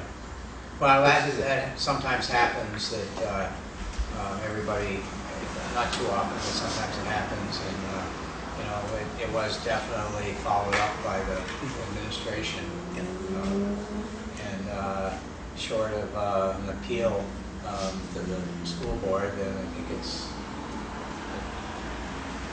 I did speak with the parents on the phone. And if they're compliant with that. That is a communication, right? Anything else on the communication? Okay, recognition of groups and individuals. I don't think we have any. So we move on. Is there a motion to go into consent agenda? I move we go into consent agenda. Would you like the second? Okay. Yeah, Ruth and Melanie. Okay, all in favor? Aye. Okay. We are in consent agenda, and we start with finance. Okay, whereas the board has been taking it easy all summer, Finance Committee has met with great regularity, and we met on July 10th, I believe it was, and approved warrant numbers 1,000, 1,002, 1,003, 1,004, 1,005, for a grand total of $73,997.05. We met again on July 22nd, 24th, I think it was actually, and approved warrant numbers 1,006, 1,007, 1,008, 1,009, 1,010, 1,011, and 1,012 for a total of $196,438.79. And then we met on August 5th and approved warrants 1,013, 1,014, 1,016, 1,018, 1,019, 1,020, 1,021, 1,022, 1,023, 1,024, 1,026, 1,027, 1,028, and 1,029 for a grand total of $335,346.16. Anything else from finance? Not unless Mr. Woodworth has something that he would like to add. Sorry, coordinating the soccer schedule. The, actually, that was the 7th on that last meeting. You said 5th, but it was... Yeah, the dates on here are always different than the dates The dates of the warrant. of the actual meeting. Okay. And I get confused. Yeah, well, It's my anyway, age. I admit it. Well, there's a couple of other topics of interest that we've been talking about here and there, and I think Steve will probably give us an update, one being the press box. And I mentioned the Famolari land, and we're still following up. Sean's still hot on the trail of where the water went. We had incredible water bills a couple of different times, and we're working with or Robert's actually working with the town, trying to figure out what's going on. But again, we thank Sean for his detective work, and we will find out where the water went. It's the last thing we do. Well, and part of it is that there are situations where it can continue that we're paying for meters that aren't hooked up to anything, and, base charges and so forth. And if nothing else, at least we can get that corrected. Okay. Anything else for finance? Not. And our next meeting is Wednesday, right? Wednesday, Yeah. 21st, I think. 21. 7:30. At 7:30. Right. Okay. Yes, and the meeting we just referred to is the 28th with the Famolari representatives. Okay. Move on to teacher curriculum. It has not met since our last meeting. Okay. There was something that came up Yeah. since our last meeting, and that was a personnel matter at the high school. Yeah, we did meet last week. I forgot we had to have a kind of a put together meeting because we needed to accept the resignation of Mr. Mills from the phys ed position and hire a new phys ed teacher, and we did that last week. We approved the committee's recommendation of Luke Croxton. So, I was going to call something different. And he'll be taking over as our new male PE teacher this fall. And that was no need for further action on that because that was summer rules. Yep. For the committee to do that. Yep. Thank you, Lord. Okay, now you can't say the BAMS committee hasn't met Nope. because I BAMS just saw you over there. That's right. BAMS committee met earlier this evening during our break, and we approved some 1% funding related to some education that the entire faculty is going to do in BAMS together. The faculty and staff are going to do together. So we approved that 1% funding earlier this evening. Okay. WRCC. Confirm the meeting time during. Oh, I should do that. Thank you. And we are changing our meeting time starting this fall. Instead of meeting prior to this meeting, we're going to meet on the third Monday of the month at 7:45 in the BAMS conference room across from the administrative offices. We're going to go back to a morning meeting time, and hopefully that'll make things a little bit less congested at the hour prior to this meeting for other committees to do their work. So we're going back to 7:45. I think that's a good idea. It makes me feel not so like I'm kind of giving you the evil eye to wrap it up in here. So we can get going at 7th grade. Okay, WRCC. I don't believe we've met. We did some 1%, but that was prior to the last meeting, wasn't it? Okay. Okay. Anything else for consent agenda? Policy hasn't met. Oh, planning and policy was right up at the top, and jumped right over it after finance. Right. They have not met, but there is some activity that they need to be meeting on before long, right? There's still some, Some policies that we still have to go through. I'll follow up with Ian on that. I think there've been 2 finance committee meetings, none of which I can make the movement. Is that right? The supervisory, Oh, the those are SU, supervisory SU union. finance committee. Yeah, meetings, that's And were those just warrants, basically? pretty much, yeah. Okay. Motion to accept consent agenda? So moved. Second. That's it. Okay, all in favor? Aye. Opposed or abstentions? Okay, we move on to administrative reports. And this is always my fun part. I get to pick who I like to have go first. So much fun. How about WRCC? All right, for WRCC tonight, not much going on this summer, but I'll talk a little bit about the CTE Teachers Conference that we had this summer at Lake Maury. It's the first time in about 4 or 5 years since that we were able to gather and get a meeting together in a kind of nice conference. And SREB sponsored the conference itself, which was well sought out, and 200 teachers, CTE teachers from around the state attended, and administration also, which was a great turnout. So what sort of teachers? CTE, Which is? Career Center teachers. Oh, career center teachers. And our business teacher, Mary Beth Cornell, was awarded a recognition for the Vermont State FBLA Advisor of the Year at this conference, which was very cool. And also, Mary Beth has served as the longest FBLA advisor in the United States. Wow. Wow. So, some very Wow. nice recognition for Mary Beth, Yes. if you see her. And the reviews were wonderful.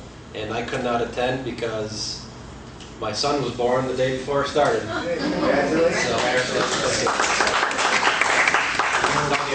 Patriots fan, right? Not a Giants Oh, no.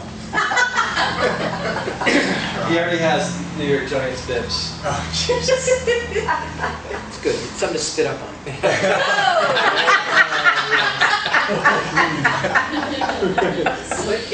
That's all I have.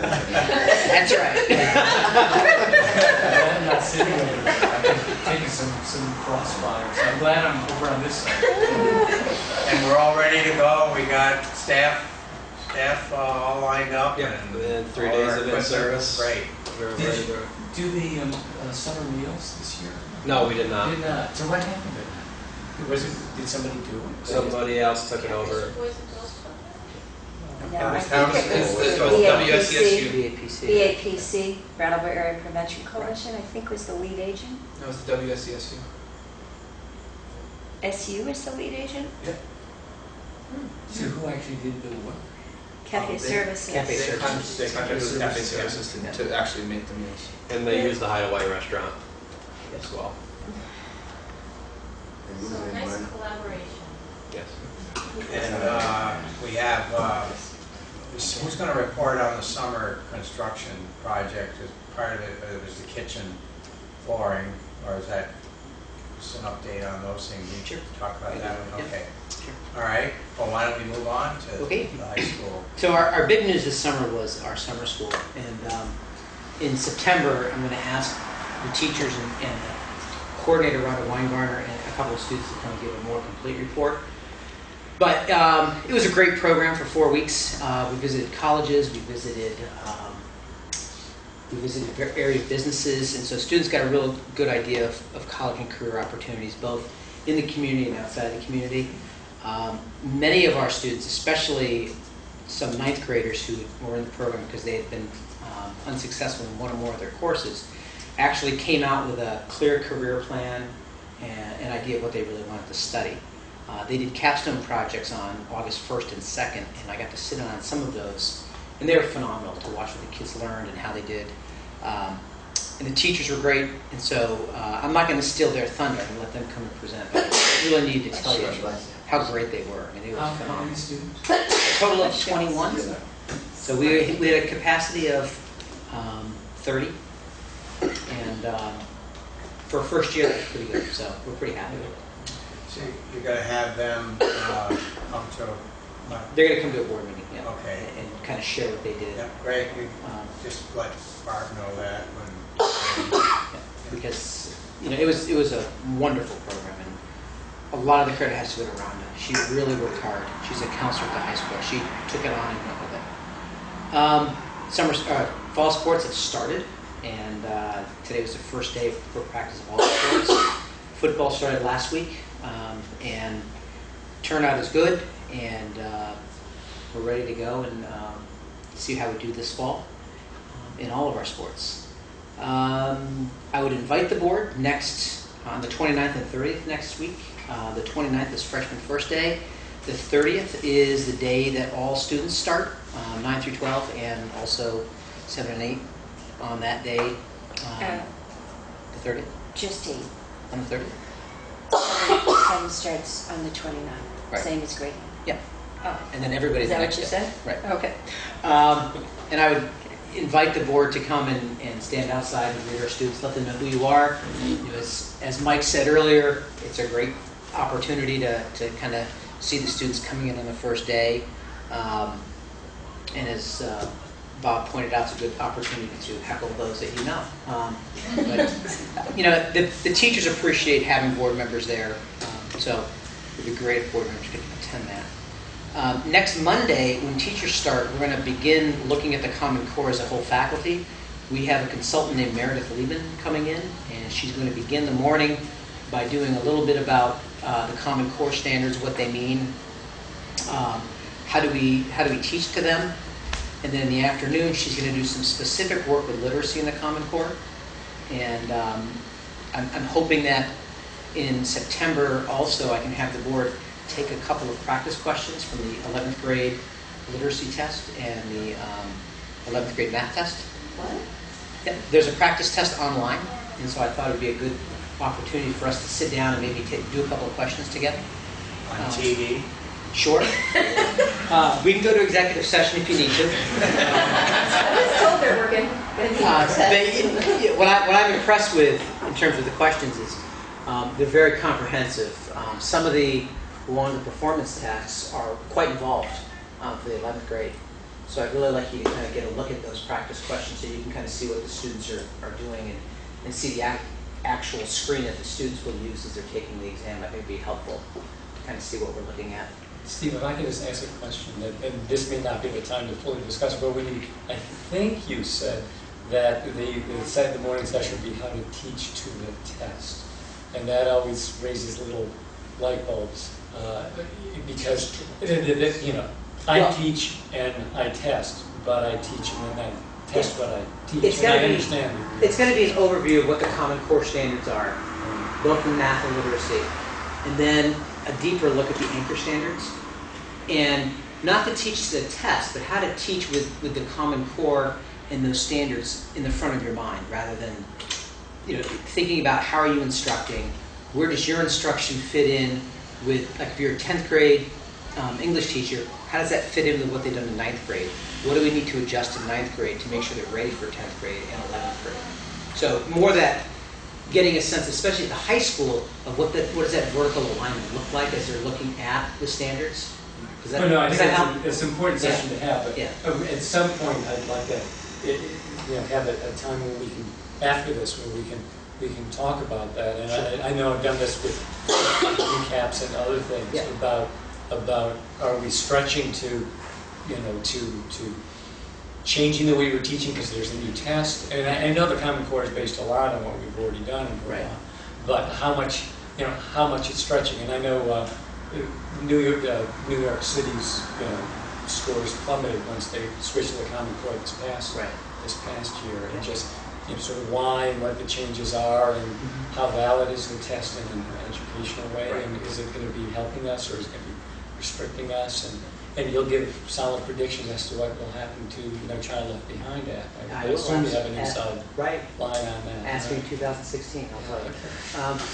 And we all fail. Yeah, right. The next election season. Oh, The press box, we talked at finance about it a few weeks ago. We have everything we need except for the box itself. We have wiring in place. We've pulled cable. We've pulled everything we need to, and we're waiting for the company Austin Mohawk to complete fabrication. For some reason, it didn't move as quickly as we want them to move. The press box will not be here for the first football game. We're hoping for homecoming, which is mid-September, late September, is what they're telling us now. Homecoming is the beginning of October, so we're hoping that it's in by then. And I can't stress enough that the facilities crew did everything on our end that they were supposed to do to have it ready to go. If they delivered it on June 2nd, we would have been ready for it because we'd set June as the target date to have everything prepped on our end, and it still is. So, more on that as it develops. They have sent the final plans to their engineer. Their engineer has done what's called stamping and approved those plans. Now it's in fabrication, and that's where we are. So, any questions I probably can't answer about that? I think there is, in finance, it was mentioned that there is a temporary facility that's going to be used in lieu of having the press box, so it's not like it hasn't been addressed. Right. And we've talked about what that's going to look like, how we're going to run sound out there. We're going to construct a type of pole and canvas structure, which I guess we'd call a tent, over the top of the area to kind of shield people. We'll move canvas as we need to if it rains. It's not going to be the best accommodations, but we're just going to have broadcast people up there and scouts from other teams at this point. And scouts from our own coaching staff up there. So, but it's moving along, not as quickly as we'd hoped, because we approved it in late spring, and we're waiting for the folks to finish it up and ship it out. So, if you see a press box coming across the New York State Thruway, let me know. It's ours. It's ours, yeah. So, go ahead. I just wanted to, you mentioned the flooring. That's the other big project. Oh, right, and the flooring is done. So that project is completed. They've put in the new kitchen floor. They've begun moving things back in. They've turned on the walk-in freezers. They've hooked up all the electric and gas again, and they're going to be ready to start on Friday with the kitchen staff coming in. And the floor looks great, and they did a nice job. The other thing that's happened all over the school, and you can see it just walking around, is the facilities crew's done an amazing job this year. They've done a great job on the floors. They've done a lot of small repairs that needed to happen. They've done incredible amounts of painting to try and kind of update the building. Some of those have not been painted since the building was renovated. So it's good to see that happening again. And that's going to continue. And that's part of that capital plan we talked about, is a plan to look at how do we continue to that routine upkeep that we need to do on a regular basis. So the last thing I have is,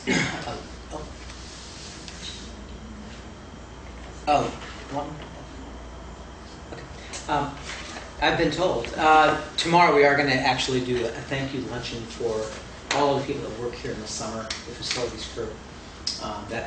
We'll host that for them in the BAM's multi-purpose room tomorrow. So, because they do work hard. Let's see. At the last meeting, I mentioned that we were going to have folks coming from NEASC, New England Association of Schools and Colleges.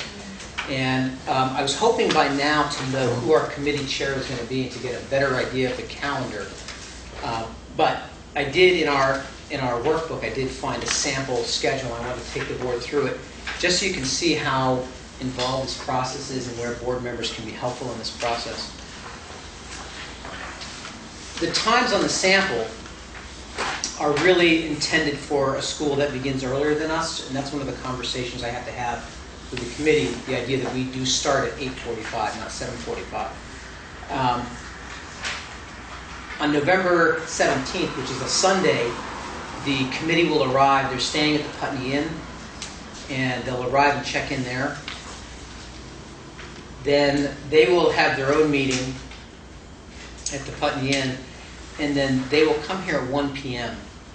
And at that time, we'll actually do an hour-long presentation for them about the school, its core values, the community, what are the key indicators of our community, what are some issues that we're facing now in light of the core values, a little bit about our strengths and needs, and I'll get to that in a second. And then we have to develop a 2- and 5-year plan. And we've done the first part of that. The administrative team and I have kind of done our part of the 2- and 5-year plan. That's going to go to our department heads actually this Thursday, and they're going to add their information to that.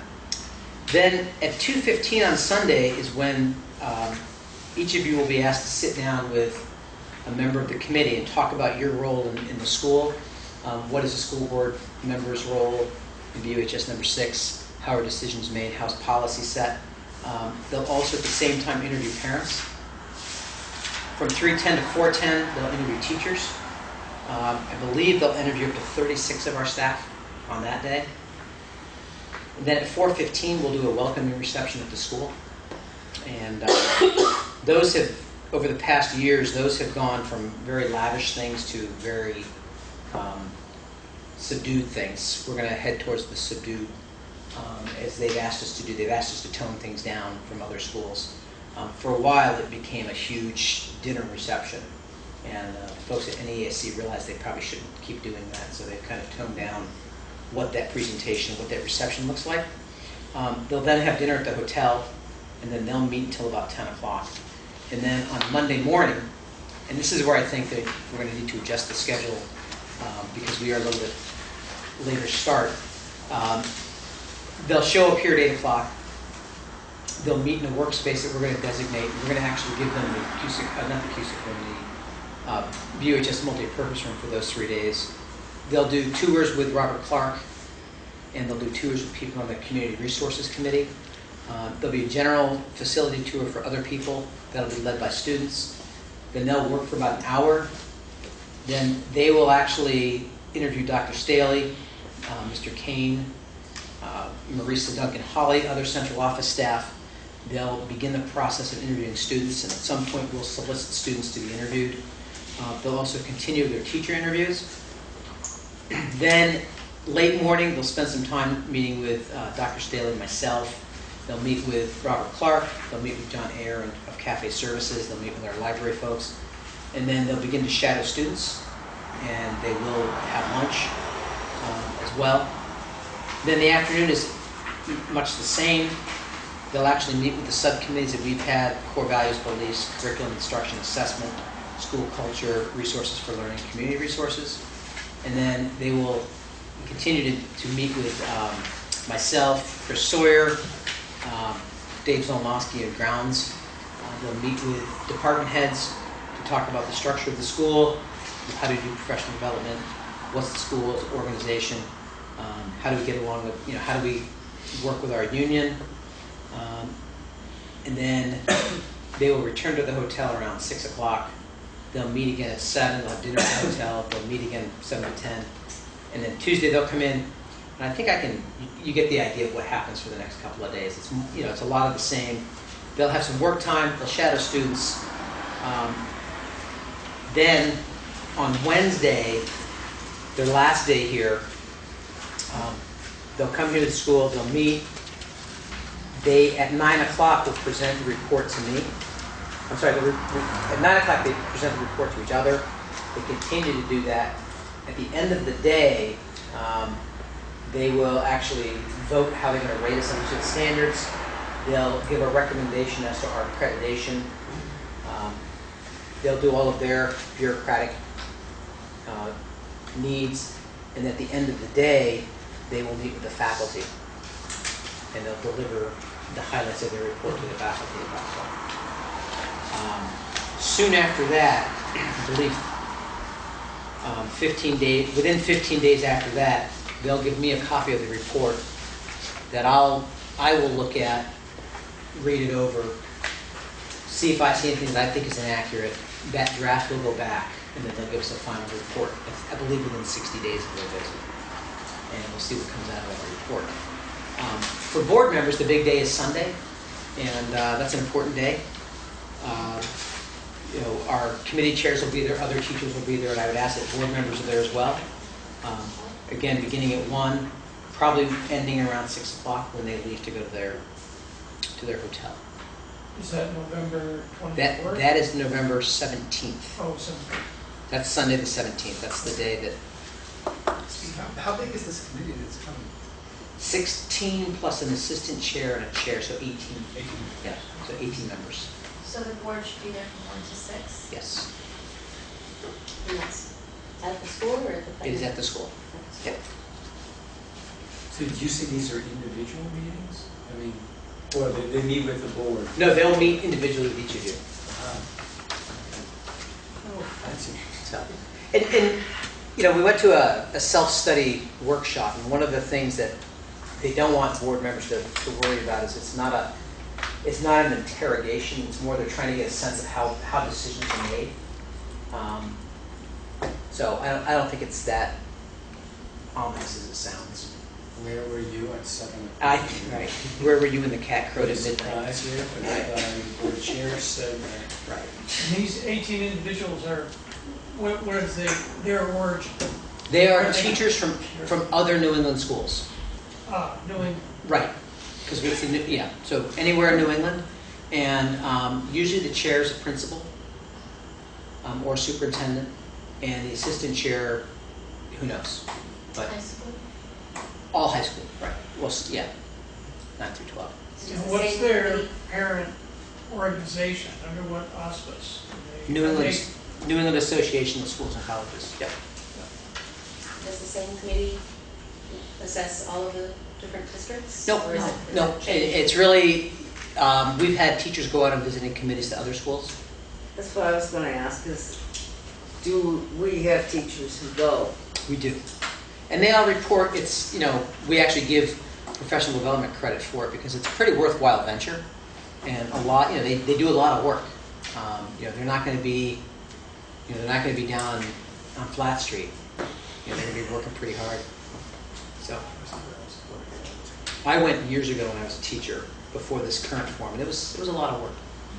I've been on one as well. It's very thorough and rigorous. You learn a lot. So along with that, I wanted to share with the board, especially because we're talking about goals and needs. One thing we had to do is each of our 7 committees had to come up with what they felt their critical strengths and needs were. And that information was taken. And then we actually had members of the faculty vote on all of those. And we kind of have put together our list of what are our top 10 strengths and needs. And this really just is, what the faculty said on one day. And we did the old scenario where you put up all the strengths on one wall, all the needs on another wall. You give everybody 20 dots, sticker dots, and that's how we determined the top strengths and needs. That's how they recommended we do it. As you can see, our strengths are things that I would expect. Power School, allowing good communication and access for students and parents. The idea that teachers do use their diverse interests, expertise, and experiences to go above and beyond the traditional classroom and traditional required curriculum. A lot of people cite things like trips abroad, field trips, things of that nature. Strong long-term support for the school budget. I think we'd all agree that's the case, and we have very strong support in the community. Access to a wide variety of courses, including the Career Center courses, virtual high school, collegiate high school courses. 1% is mentioned. Teachers providing rubrics so students know how they're being assessed. Programs that foster a safe, positive, respectful, supportive culture within the school. Teachers felt that we had multiple venues for parent outreach. including open house, parent conferences, the newsletter, the website, and the new Facebook page. And also our common curriculum format that we did 3 years ago, defining how we integrate the core values of the UHS, our learning expectations. On the backside were what the faculty felt were our needs. And one of them, which we're beginning to address next Monday, the need for more professional development around differentiation, modification, assessing subject mastery, and implementing Common Core. And actually last year the English department did some work with differentiated instruction as well, so we're continuing that in departments. More in-service opportunities for technology. One of the things that we found is with Karen Chernovsky's expertise helping us bring technology into the classroom in a structured way, it's creating more of a need for it, which is a good thing. You know, teachers are saying they want more opportunities to bring technology in. So they're asking for more, which is nice. Number 3, I'm not sure. Improved air circulation and quality for classrooms. I've reviewed this list with Robert, and he showed me the ASHME standards and the OSHA standards and where we lie. And we are pretty good in terms of air quality and circulation. So I'm not sure. You know, we have to kind of tease that out a little bit more. We need to do better collaboration within departments and across departments. I agree with that. Scheduling more time for team teaching and interdisciplinary work, and examining student work and serving students directly was another need. Again, concerns with ventilation and temperature in certain parts of the building. I think if you're in one of these math classrooms in June, you would agree with that. It gets hot. That nice white roof reflects right into the classroom, so that they do get warm. One of the issues was increased student pride and ownership of the school, and that's something we've been working on for a few years, but we can always work harder. Number 8, connect our curriculum and instruction with the core values. Number 9, technology need to continue to expand our bandwidth. That should actually be alleviated this fall when we increase our bandwidth quite a bit. And continue to explore creative ways to connect with parents and students who are not achieving potential. The board actually helped address that this year when we created the position for the family interventionist. So Bill Jan. Bill Jan, he took that position and he's very happy. Another one that came up was more Title I funding. You may remember that due to the sequester, we did have to cut our Title I program for high school level 1 teacher. You know, it was put down as a need, but we really can't influence the sequester. So I wanted to put it down there because you know it's an issue, but I don't know that we have the power to increase Title I unless we can write our congresspersons and get that change effective. But we'll obviously continue to advocate for having that funding restored. So, any questions? I have a question. So this is, I'm not sure who created this document. Is this coming from NEASC, or is this something that you guys have? That's an conveyed? internal. This is an internal document the teachers developed. So Both sides. both sides. Both portions. Yeah, of it. those are Okay. these are our self-identified strengths and needs as Okay. faculty. Okay, great. Sean? Well, it just brings up maybe going back to the board goals, would be to have a really simple definition of the core values again, and also the sort of the meaning of the core curriculum, what kind of a change that is going to make. Because I know that that's going to be implemented this year, right? Right. It started last year. Yeah. Yeah. So how that's progressing and, Yep. yeah. I can do that. That would be a good thing to touch base when you do give us your updates generally, not every time maybe, but Yeah. how that's coming along. I know core values. Go for it, Ruth. Ruth doesn't. Respect, responsibility, relevance, and community. You know, she should get an A. She did. Very good. Thanks for being on the hiring committee so often. Right. Yeah, get that question down. Did Ron ask you to, He did know. okay. I thought maybe he was, Well, we're going to move on to board chair, I guess, anyway. So we forgot. I'm still here. We're still. We won't move on to. I'll bring this up when it's my turn. Well, did you have Bams. something No, else? I think that's enough. Okay. All right. Pardon me for standing. It's just a little more comfortable right now. So this week we are completing 8 weeks of our summer learning program at BAMS. It's actually 7 full weeks plus 2 days spread over an 8-week period. We've had more than 70 students involved with the 8 weeks of programming. We started with a 1-week humanities camp that was funded by a humanities grant. The focus was on food as a central theme around which literacy and math lessons were developed. It was highly successful. We then went into 4 weeks of summer learning in the morning, math and literacy work, with the afternoon component being BEAMS programming, providing opportunities for enriching clubs and activities. We then had a 1-week fire and stone camp. We had a waiting list, unfortunately, for that camp this year. We could only take 20, and there were 28 students who had signed up for it. A few of the wait list students were able to be brought on board, but not all of them. And we have ended with 4 days of ropes course week adventure programming, 2 days for grade 7, incoming grade 7, and 2 for grade 8. So it's been a really full summer of programming, and the kids have been phenomenal. They loved coming. They were happy to have enriching opportunities, structure, schedule to follow.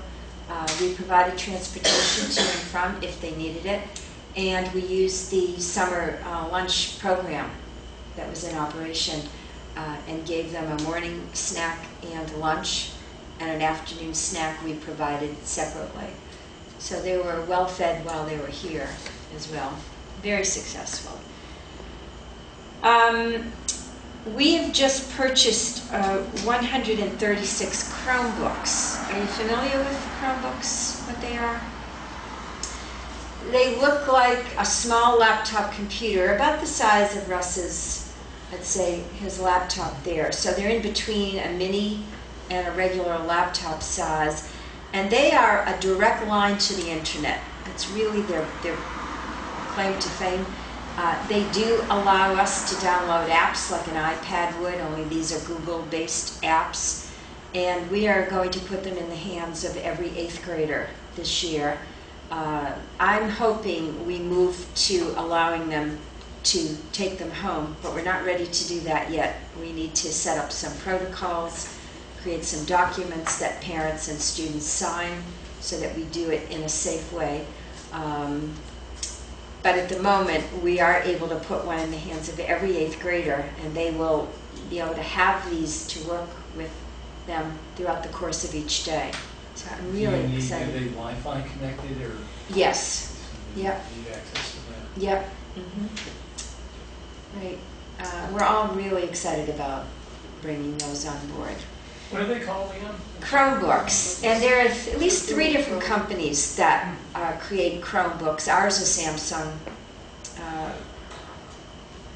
I don't remember the other 2 companies. Acer and Google. Acer and Google. Yeah.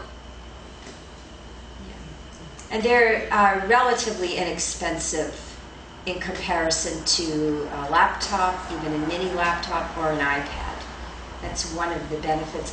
But they have a decent-sized keyboard, so they can be a workhorse for kids to research and then produce at the same time. Teachers can establish apps on them that the kids are allowed to go to. For example, they can limit the websites, the URLs that kids go to.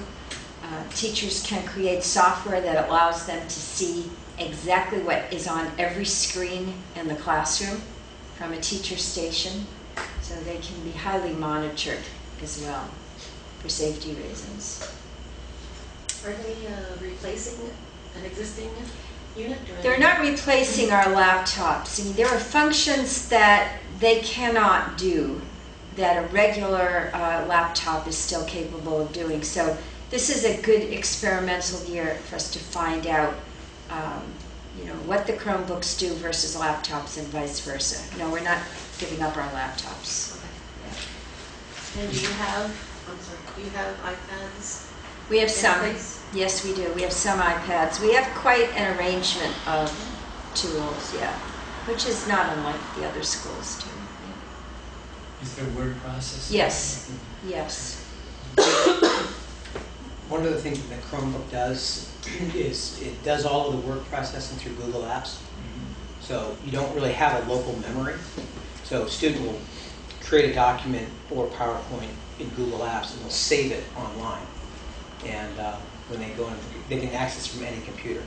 But that's one of the beauty of the Chromebook is it doesn't have a lot of memory itself.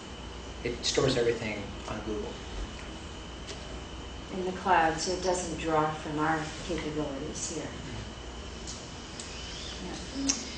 Yeah. We have a full day of training on the first teacher day that Jerry Curry and I have shaped, and the training is going to focus on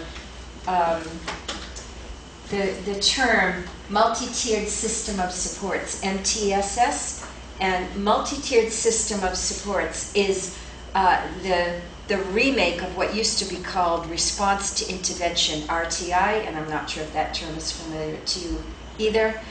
In education, practices get recycled in new packages, and new terms, and this is an example of one.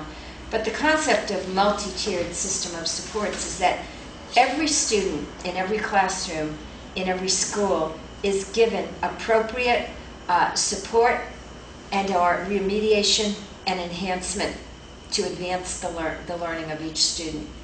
And that faculty members work together collaboratively to provide a system that is a multi-tiered system of supports. So our training on that Monday the 26th will focus on MTSS, collaboration, our Green Mountain Star Plan, and we're going to be reading this book together as a faculty this year. It's called 10 Differentiation Strategies for Building Common Core Literacy.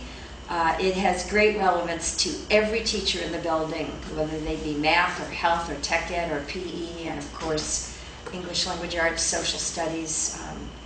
So we're going to be reading this a little bit at a time through the course of the year and using it as a basis for our faculty meetings. So if any of you do come to a faculty meeting, most likely you're going to see us processing aspects of this book together, and we're going to begin it day one, working with this book together. So I'm excited about the book. I think it's a really good book. I was telling the BAMS committee, unbeknownst to me, that the joke in the building was that when I was out on leave last year, that Ingrid was going to come back with something for everybody to read. I didn't know that they were putting money on that. Well, Ingrid came back. I read this on my medical leave, so it was a good opportunity for me to read the book. It's really good. On our second day, in fact, we have a full day training, and then day 2 of the 3-day in-service, we just have an hour-and-a-half meeting, and we're going to look at student discipline data and student management systems with PBIS in mind, and I'm going to show the faculty also a portion of the film called Bully, which was on the big screen last year. It came out in April of 2012. I don't know, have some of you seen it or heard of it? Yeah, it's really well done. Yes, it is. It profiles the lives of 5 students and their families. It's heartbreaking, really heartbreaking in places, but very well done. And so we're going to start watching it on the Tuesday and then pick another time to finish it. It's just about 100 minutes long, so we won't watch it all that day, but we are going to begin it. In my newsletter, I don't know if any of you have had a chance to look at it, I shared that the Vermont Principals Association had made a new rule about middle school athletics, and that new rule was consistent with what has been happening at the high school level for many years now. It wasn't new in terms of school athletics, but new to the middle level. And the rule was that a student who was participating in a sport during a particular season at school could not participate in that same sport outside of school during that season. So if a student were playing soccer for the school in the fall, the rule stated, in our case, Brattleboro Storm, those same students could then not be on a school Brattleboro Storm team at the same time. Okay? So you might imagine that the moment that hit the press and went out to families, that I was going to get flooded with phone calls. And yes, I did. And I simply referred parents to the rule change in the VPA bylaws, and I gave them the URL and pointed them to it. Nobody was very happy about this. Today, the VPA rescinded that rule on August 19th. This was a rule change that was made in May. Today, they rescinded it. Just for middle level? Yes, yes. So middle school students may now participate in the same sport more than once in the same season. So if you get feedback from parents or requests or queries, it was true until today, it's no longer true.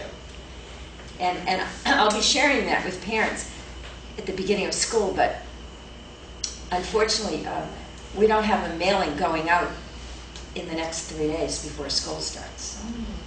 When does, I'm trying to think, if Ben did storm all the way, when does that normally start? Because there's a season and sign, I mean, it may be lost. I mean, I don't know if it's maybe possible for them to. The storm? Yeah. Yeah, they're getting started, we're getting requests for. So you are, so they, oh, but for the middle school age kids, no. It's year-round if you want it to be. I'm on the storm board, so I was aware of that, and the storm board is aware of it, and they're trying to disseminate the updated information in a timely manner. Now they need the newest updated. Which you just shared, Right. which they did I was already aware of that. Of the change, of the rule being rescinded? Okay, good. I'm glad to hear that. Yeah. So will Great. it be a little bit of season for them, for those age kids? I mean, I don't know how much you have to, in terms of getting a league. All I know is that the information about the rule change was just brought to this storm's attention.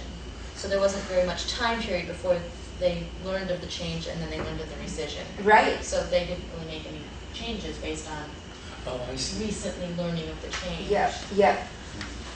Right, I think this all happened within a matter of days. you're right. Yeah. But it caused quite a stir, I can tell you that. And I think VPA itself is getting a lot of phone calls from middle level parents and coaches. Well, I think that the real concern was that some of the middle schools are really lower level too. I mean, some of our schools are K through 8. Mm-hmm. So would that mean the whole school would have to follow that rule? But anyway, that's outside of our scope. And lastly, we have right now 27 students from Guilford enrolled at BMS for the start of the year. It's just a few more than what we had projected. And almost half of those students participated in summer programming this year, which was terrific for them to have access to that. And hopefully that will increase, next year. But that was a really good number at a very brief period of preparing for that. Tomorrow, Mike Farr from The Reformer, he's the reporter who followed the Guilford story through much of last year. He's coming to interview me about where we are now at the start of school with transitioning. And so I imagine there might be something in the paper coming up fairly soon about that. And you said there are 27? 27 on Because our... I think it was 21 was the original number. Yeah, I was trying to think of that too, Sean. I had the number 23 in mind, but I'm not certain that I was... think it was 21. Okay. So that's very Yeah, good. yeah. It's good. Thank you very much. Yeah, you're welcome.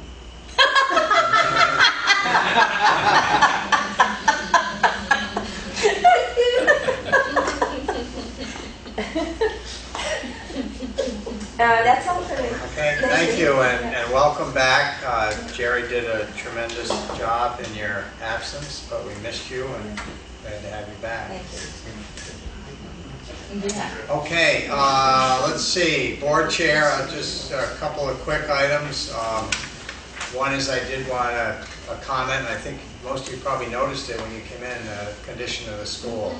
The stairs out here, you swear they were just put in. I mean, it really, everything is shiny and I'd like to buy a gallon of that wax. Yes. You gotta get the buffer too. yeah, whatever that is on there, that This is is great beautiful. stuff. So, at the luncheon tomorrow, please pass along our appreciation Yes. for that. It's a great job, looks all ready to go.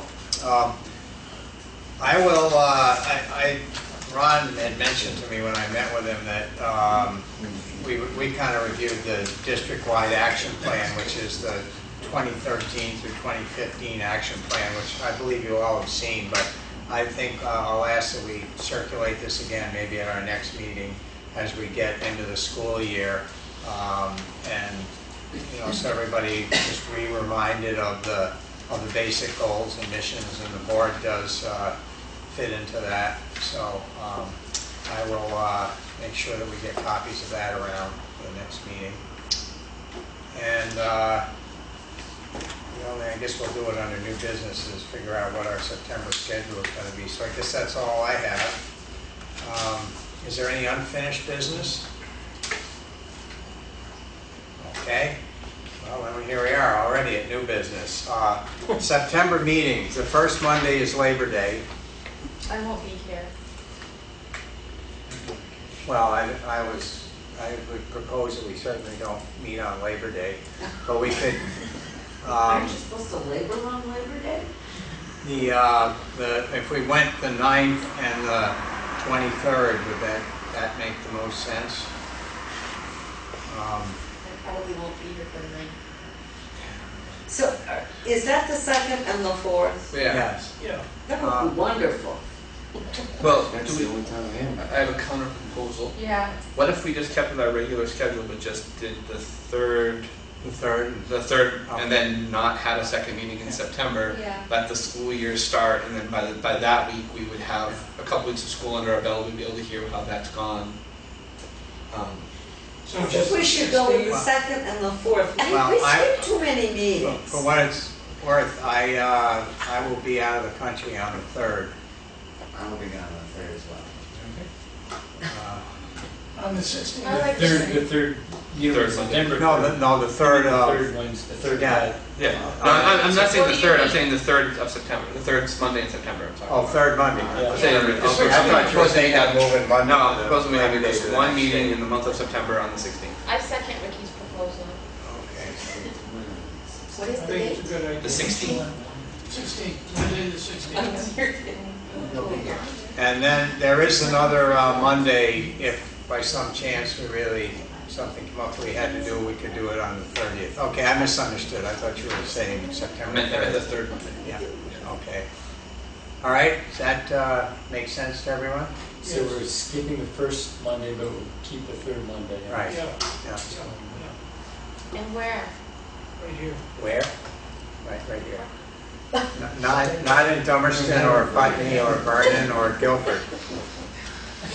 Okay. All right. I think that's it. Is there anything else for the good of the order? I move we adjourn. The second. Okay, all in favor? Aye. Aye. Thank you all.